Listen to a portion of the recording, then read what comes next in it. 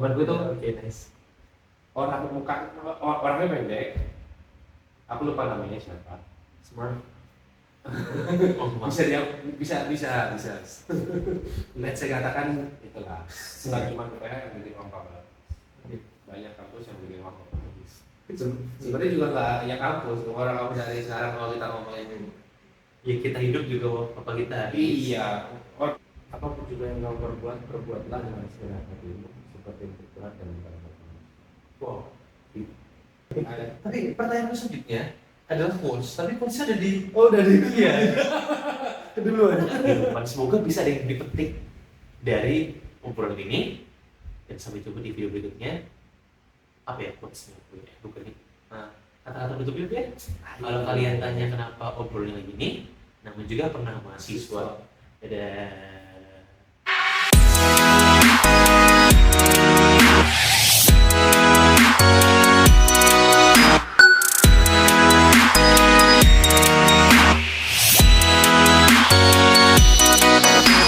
Jalannya di situ. Pekerjaan pertama yang Pak Antoni dapatkan ketika lulus. Wah, kalau kita ngomongin pekerjaan ini itu lebih ngaco lagi sih. Ini ngaco lagi sih. First job. My first job is internal auditor. Oke, yang bisa harusnya akuntansi. Gimana HR bisa menerima lulusan manajemen Wah, itu aku harus untuk ngurusin audit? aku harus tanya HR-nya itu. Kalau itu aku nggak tahu. Tapi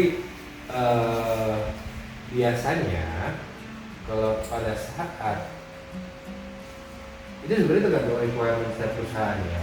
Jadi kalau memang ada requirement perusahaan yang memang mengatakan memang harus minimal pendidikannya di satu bidang, oleh dikatakan accounting ya, kamu harus belajar accounting.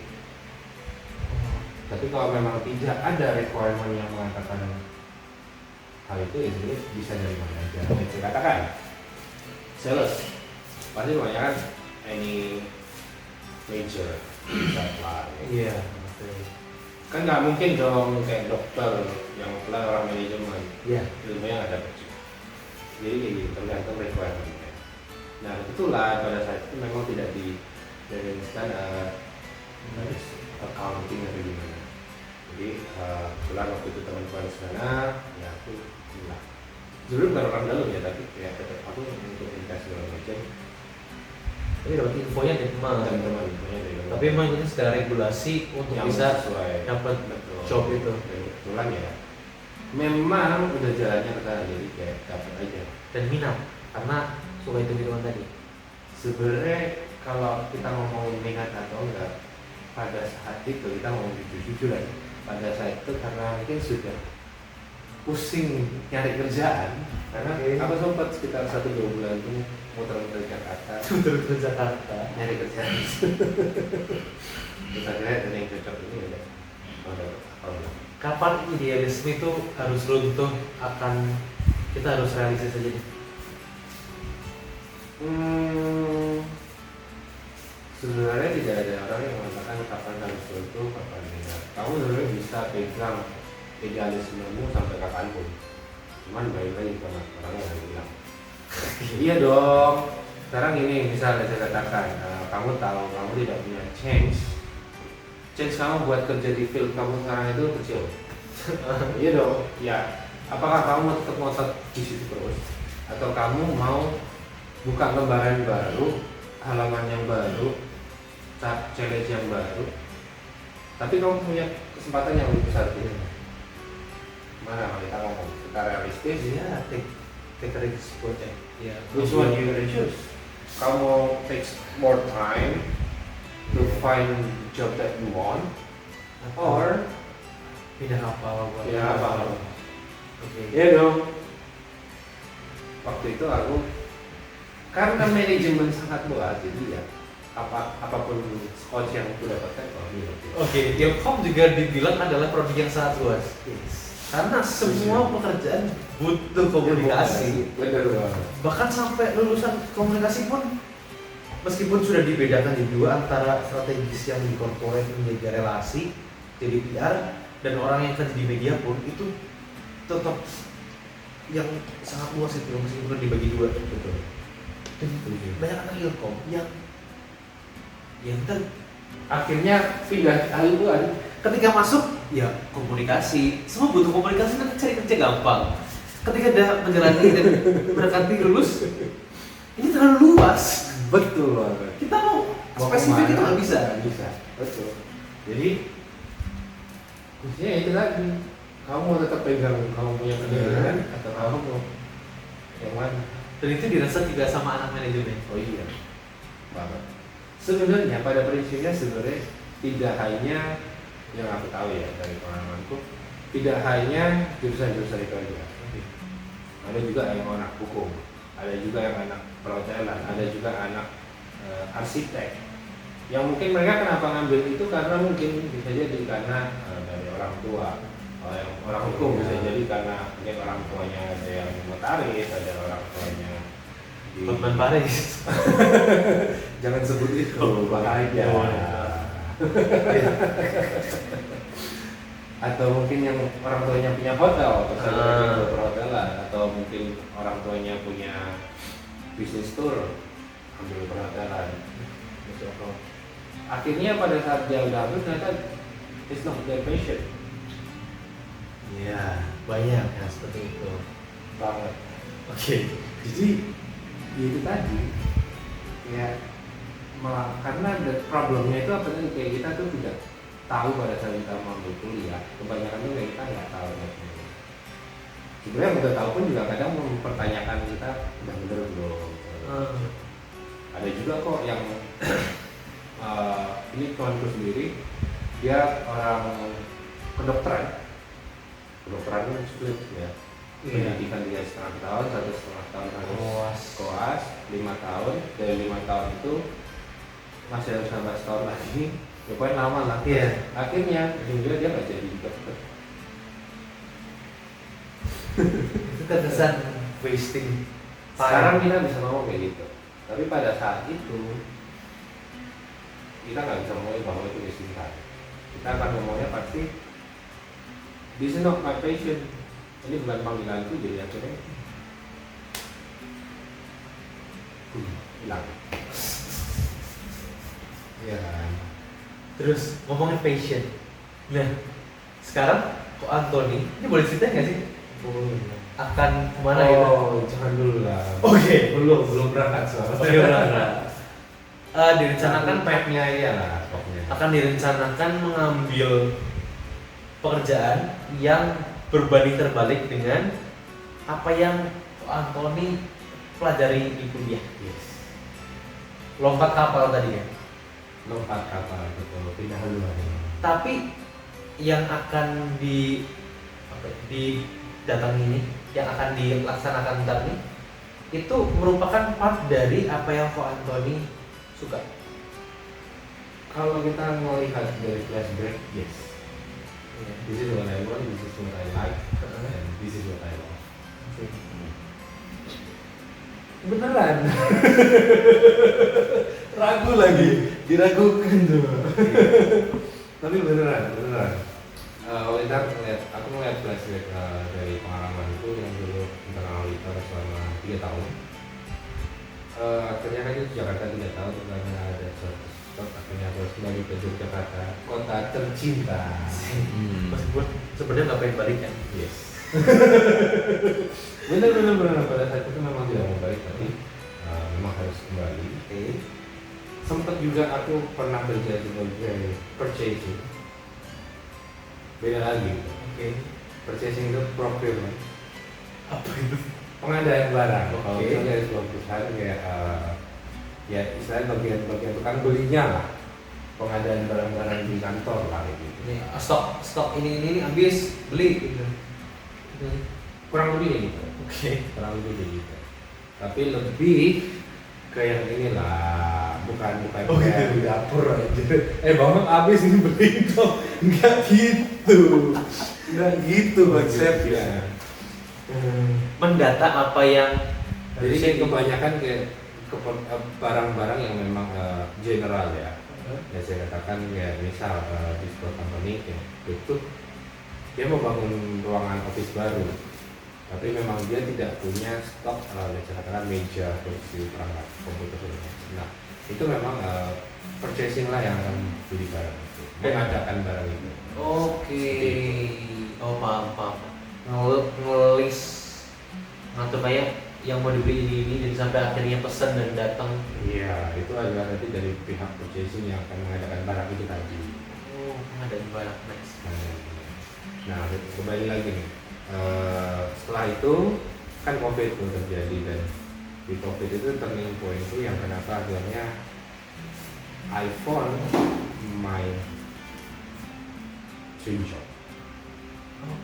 Banyak orang yang ketika COVID itu mengunlock skill yang selama ini dia nggak bisa, atau akhirnya mengulang apa sih yang dia cita-citakan di masa lalu ini. Yes, banyak banget orang yang kayak gitu.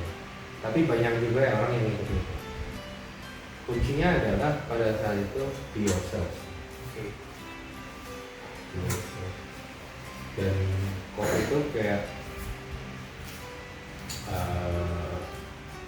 ya kalau waktu itu kan memang cukup ngeri ya. Kejadiannya ya. Banyak orang yang meninggal karena COVID, karena mungkin penanganan yang lambat segala macam.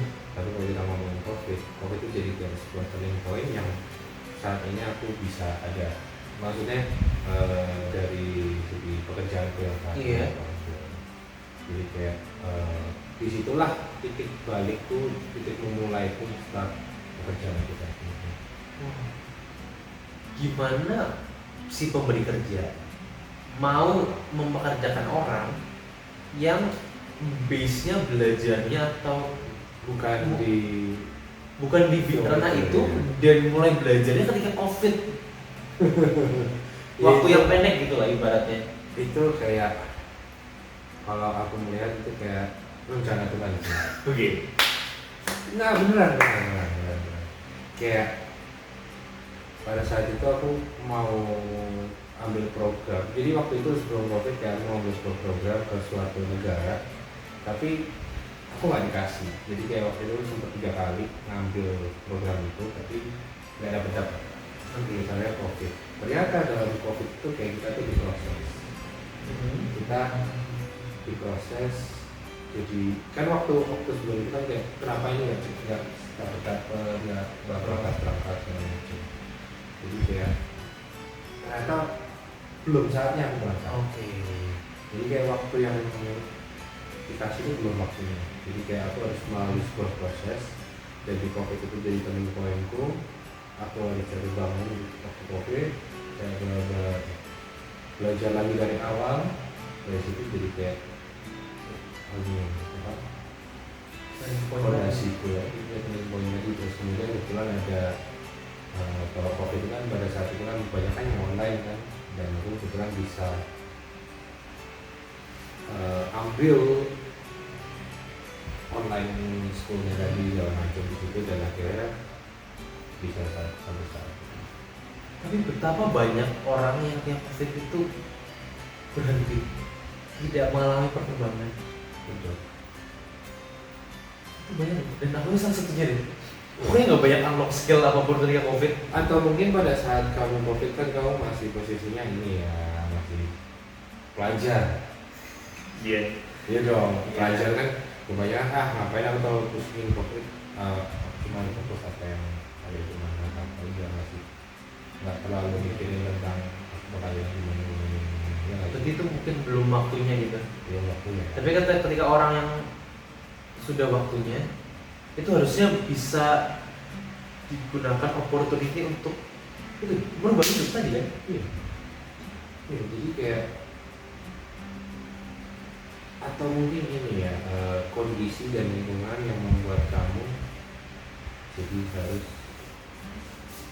do more effort. Mau nggak mau. Iya. Karena ini ya, lingkungan ini membuat kamu memupus diri kamu, jadi kamu harus. Mungkin pada saat COVID kan kamu kan di kota kamu, asal kamu belum keluar, itu udah belum. Iya. Asal kamu di rumah orang kan. Iya. Kan tidak ada yang membuat kamu harus menekan kamu. Jadi kayak mungkin kan jadi nggak ada pressure di dalam hidup kamu jadi kayak mungkin ya, kamu merasa kayak aku tidak enak kayak apapun, tapi pada tes itu I do something. Kalau enggak ya aku bakal mati. Ya gue nggak ngapa-ngapain, jadi kayak aku harus I move dari comfort zone itu. Gitu. Itu kan sih keberanian orang buat pindah kapal lagi itu patut diapresiasi. Punya niat itu menurutku patut diapresiasi. Dan ketika orang itu melakukan itu, mereka mungkin bisa mempertaruhkan hidup dan mati. Benar sih. Supaya bisa pindah kapal. Betul sih. Dan nggak semua orang bisa survive di kapal yang baru. Betul. Itu make sense, benar banget. Nggak salah. Aku coba menambahin bahwa kayak orang pindah haluan itu sebenarnya ada banyak penyebabnya. Kalau menurutku ya, yang pertama karena memang lingkungan atau kondisi yang membuat dia harus pindah haluan lagi. Itu satu. Kedua memang dia tidak punya hati di situ lagi. Passion tadi ya. Passion tadi. Coba kamu kerja, let's katakan ilmu komunikasi, kamu jadi ilmu komunikasi apa sih paling kebanyakan yang most of the job yang kita punya itu kayak reporter lah, report yang paling common ya. Kalau kita nggak punya passion buat jadi reporter bisa nggak akan enjoy, nggak greget, nggak ada, kita nggak akan tanggap kayak ada ini harus, pasti kan enggak ya. Jadi kayak ujungnya kayak kita cuma jadi robot aja melakukan apa yang harus dilakukan prosedurnya ada. Tapi dengan kemauan itu tadi sebenarnya memang betul harus udah bisa diapresiasi buat orang mau pindah haluan tadi. Nggak banyak juga dan beberapa banyak juga sukses, dan yang pentingnya sih doa. Oke. Dan waktu itu aku ini sih, aku jujur aku nggak banyak doa waktu itu pada saat itu. Tapi yang aku fokuskan adalah yang aku fokusin itu adalah aku nggak banyak ngeluh. Oke. Apapun yang ada di depanku aku akan kerjakan. Dan aku juga dapat masukan dari paman saya. Ini diceritain juga selama dia kerja itu tidak pernah yang namanya dia mau kerjaan seberat apapun, seberat-beratnya dia kerjain dan dia nggak akan pernah. Itu manusia. Wow, dan aku dengar cerita itu, wow, it's something amazing gitu loh. Jadi kayak apalagi zaman sekarang kebanyakan orang kalau udah nggak enak itu pasti apa sih, nggak enak lah, Quiet Twitter mungkin fenomena itu. Iya juga. Atau mungkin kayak panas dikit orang, aduh kok panas gitu macam. Iya dong. Ya main kebasahan Misalnya disediakan oleh ya baru mantuk ya. Di situ sih jadi kayak susah juga buat memutuskan untuk pindah haluan itu juga susah. Iya. Dan memang benar harus korbanin banyak hal. Apalagi dalam investasi, Oh iya. pendidikan di belakang kita yang Akhirnya uang papa habis itu akhirnya tidak dipakai. how Makanya aku bilang kan kalau kita ngeliat waktu itu dia wasting time. Tapi kalau kita balik ke waktu itu kita tidak bisa itu bilang itu wasting time. tapi tetap ada basic atau nilai kan yang kita bisa bawa dari pelajaran akademik atau Pengalaman ya formal, pendidikan formal itu Oke. yang kita bisa tarik ke kapal baru kita sekarang ini. Ini pasti ada dong. Kalau kita melihat dari teorinya ya, di teori sebenarnya tidak ada. Oke, secara teori tidak ada, tapi secara praktis mungkin, secara act-nya secara langsung. Kalau kita ngomongin pendidikan sebenarnya nggak ada hubungannya. Nggak ada hubungannya sama sekali. Pendidikan yang kemarin sama pekerjaan yang sekarang itu nggak ada sama sekali. Tapi kalau kamu ngomongin tentang pekerjaanku yang sebelumnya, berubah ke pekerjaan yang sekarang ya ada manfaatnya. Oke. Ada manfaatnya. Tapi kalau ditambah oleh pendidikan ya tapi nggak apa-apa sih, itu jadi kayak kita punya pengalaman membuat kita membuka wawasan kita di situ. Yang aku dapatin di situ, aku terbuka wawasannya, aku ketemu dengan orang-orang banyak yang sangat berbeda-beda, punya pola pikir yang berbeda, gitu sih. Dan bisa menyikapi orang-orang ini. Iya. Jadi kayak dan sampai sekarang pun juga aku masih berhubungan beberapa orang dari kampusku yang banyak sih, karena aku yang kerja, dan mereka juga sampai sekarang juga masih welcome segala macam. Nice. Itu sih, jadi kayak manfaatnya adalah pada saat itu channel koneksi Yang sudah disemai sejak kuliah tadi kan, yang ikut kepanitiaan sebanyak itu. Iya. Dan akhirnya pun ketika kita pindah kapal pun kita bisa menuai apa yang kita semai dulu. Bisa in the future in the future Betul. Long time masih. Oke. Jadi kayak tetap apa yang ada di belakang kita itu jadi kayak benar-benar pengalaman kita buat mungkin bukan saat ini, tapi bisa jadi di depan yang sebenarnya kita nggak tahu apa itu. Yang jelas kita jangan bertiga. Ada petuah nggak yang bisa di-share ke teman-teman ya? Karena kita sebagai mahasiswa nih, aku sebagai mahasiswa dan teman-teman yang lain yang nonton itu boleh komunikasi, kerja karena komunikasi, mungkin manajemen, kerja karena manajemen segala macamnya. Tapi pada kenyataannya biasanya itu pasti kadang tidak sesuai. Dan berapa banyak sih fakta di lapangan orang yang kerja berbanding terbalik dengan apa yang dia pelajari di kuliah. Ada nggak tips buat kami mahasiswanya untuk bisa menerima fakta itu dan melakukan sesuatu supaya kita tetap bisa optimal meskipun wasting time tadi? Masukannya yang jelas pertama adalah jangan mikirin yang aneh-aneh dulu. Nggak usah mikirin yang ribet-ribet. Apa yang kamu suka kamu lakukan sekarang. Apa yang mungkin kamu lecehkan, kamu punya hobi. Kalau memang kamu punya hobi, ya lakukan hobi kamu itu, geluti hobi kamu itu, sembari kamu jalani kuliah ini. Karena di dalam hidup itu kita namanya berproses ya. Terkadang kita pada saat kita mengambil kuliah, aku ingin jadi dokter. Tapi setelah kita jalanin mata berkuliah, ternyata aku nggak cocok jadi dokter, ternyata aku cocok jadi perawat. Iya, oke ya. Ya memang walaupun di bidang yang sama kan beda kerjaan, jadi kita akan fokus ke sana. Tapi yang jelas kita tetap harus tanggung jawab.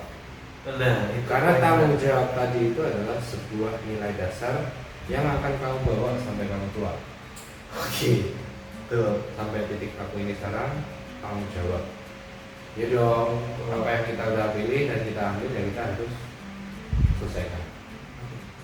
Dan satu lagi,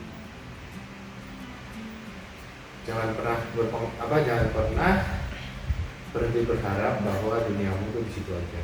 Buka mata, buka telinga, ikuti kata hati. Dan bukan cuma berharap tapi duit something. Mulailah lebih dulu. Mulai start lebih dulu, lakuin lebih dulu. Walaupun akhirnya nanti hasilnya nggak jadi, nggak apa-apa. Ada kemauan. Konsistensi juga penting. Betul dong. Tapi sebelum sampai ke konsistensi, ada yang namanya start dulu. Nanti setelah kita start, mulai biasa barulah kita ngomong ke konsistensi. Dan semoga buah dari konsistensi itu Ada berbuah baik. Amin. Tapi yang jelas kerja keras tidak akan membohongi hasil. Itu quotes dari orang tua manapun di dunia di Indonesia khususnya sih. Dan mungkin dunia. Dan itu benar-benar terbukti. Kerja keras tidak akan membohongi hasil. Ya mungkin kita nggak bisa ngerasain hasil itu sekarang. Kita nggak mungkin bisa hasil itu dalam waktu dekat. Yang bisa kita rasakan nanti. Nggak saya katakan kebaikan kita itu tidak bisa diukur saat itu juga, tetapi nanti. Dan bakat pun mungkin bisa kalah dengan konsistensi. Hmm, bisa. Bisa. Jadi dong, kalau misal orang yang berbakat tapi tidak pernah dipoles, anggapannya nih kita ngomongin pisau. Asik. Pisau yang tajam segimanapun, kalau udah terus dipakai, pasti tumpul. Iya. Kalau nggak pernah biasa, bisa tajam nggak? Enggak. Nah, jadi mau orang sebagai bakat apapun, kalau dia nggak pernah dipoles, ya nggak akan jadi. Berbeda terbalik orang yang dari awal tidak punya bakat yang pisaunya dia nggak tajam, tapi dia dipoles terus pas tadinya. Iya. Filosofi. Aku dapat quotes dari orang itu, kerja kalau keras akan mengalahkan bakat ketika bakat tidak bekerja keras. Betul, betul. Dan terbuktikan Betul. secara Secara real. iya. Secara prakteknya juga terbuktikan. Terbuktikan. Dan mau kamu se berbakat apapun tapi kayak kamu nggak punya niat, nggak punya intention berlaku ya nggak. Anggapnya kayak pemain bola. Asik. Pemain bola. Banyak kan pemain bola yang sangat berbakat, tapi banyak juga yang hancur. Flop di ya. Masuk. Nah, ada yang bilang underrated, overrated. Oke, iya. Seperti itulah kehidupan. Tapi selama perjalanan hidupnya Pak Antoni, ada nggak role model yang bisa diceritakan ke teman-teman ini? Saya mengagumi ini, aku mencontoh sifat ini dari dia. Kalau kita ngomongin role model, paling deket sih itu mama. Kenapa ya? Karena dia akan berusaha dan berjuang sebagaimanapun untuk orang yang dia cintai. Ketulusan ultimate itu orang seorang ibu. melakukannya. Jadi kayak itu men-triggerku pada saat I did something, I have to do with all my heart. Itu kayak kalau satu kita ngomongin Gak apa-apa, iya. Alkitab, kita ngomongin Alkitab itu ada satu ayat yang mengatakan apapun juga yang kau perbuat, perbuatlah dengan segala hatimu seperti untuk Tuhan dan bukan untuk manusia. Wow. Di ayat itu, di perikop tersebut yang membuat aku jadi lebih kuat. Kapanpun itu aku ingat perikop tersebut yang saatnya aku itu jadi lebih kuat. Itu sama kayak apa yang aku lakuin. Dia akan ngelakuin semuanya buat anak-anaknya, buat keluarga. Jadi kayak aku terinspirasi. Tapi pertanyaan selanjutnya adalah quotes, tapi quotes ada di Udah di iya. keduluan. Another quotes mungkin. Oke. Mungkin dari ayat kita, mungkin dari quotes diri sendiri, atau mungkin dari orang, dosen, mungkin dari dosen ada yang menginspirasi mahasiswa. Kalau ngomongin dosen ya, aku tidur terus sih. Kalau ini ngomongin tentang life diri, jangan pernah kamu menyesal di kemudian hari atas apa yang kamu lakukan. Kenapa dari dua orang yang aku wawancara hari ini, kenapa penyesalan karena takut melakukan sesuatu di masa lalu itu terlalu terngiang? Sebenarnya bukan itu ya, tapi itu jadi sebuah pengalaman kita di masa depan supaya tidak mengulangi hal tersebut lagi. Oke. Gitu. Jadi kayak kamu tahu kan yang namanya istilah tour guide. Iya, tidak Iya, pernah. tidak. Jangan mengulangi kesalahan hal yang sama lagi. Jadi gitu, kita udah pernah mengalami cobaan sebelumnya dan kita lakukan hal tersebut. Jangan sampai hal tersebut yang kita lakukan akan menjadi penyesalan kita di kemudian hari. Gitu. Jadi kayak apapun yang kamu pilih, ya kamu tetap harus tanggung jawab. Thank you Pak Antoni. Jadi di malam ini aku wawancara dua kakak koko gitu, dan aku mendapat insight. Wawancara mungkin bisa 2-3 jam, insightnya bagus banget untuk kedepannya sih. Amin. Dan semoga itu bisa membantuku juga memberi dampak ke koko-koko ini sih. Aku doakan gitu semoga. Amin. Amin. Semoga. Aku nggak tahu doaku manjur atau enggak. Tapi mungkin ada iya, doain sama iya, koko yang itu. iya. Mungkin meskipun doaku nggak manjur, ya aku mengharapkan sesuatu yang terbaik untuk terjadi di kehidupan Koriki yang di belakang kamera yang di sampingku. Thank you Bang Antoni sudah mau sharing pengalamannya, dan mohon maaf juga kalau teman-teman tadi dengar obrolannya ada yang kurang berkenan di hati teman-teman. Mohon maaf karena ya kita tidak berniat untuk menyinggung, kita cuma pengen sharing kehidupan. Semoga bisa ada yang dipetik dari obrolan ini, dan sampai jumpa di video berikutnya. Apa ya quotesnya? Bukan nih. Nah, kata-kata penutupnya ya. Kalau kalian tanya kenapa obrolan lagi ini, namun juga pernah mahasiswa. Dadah.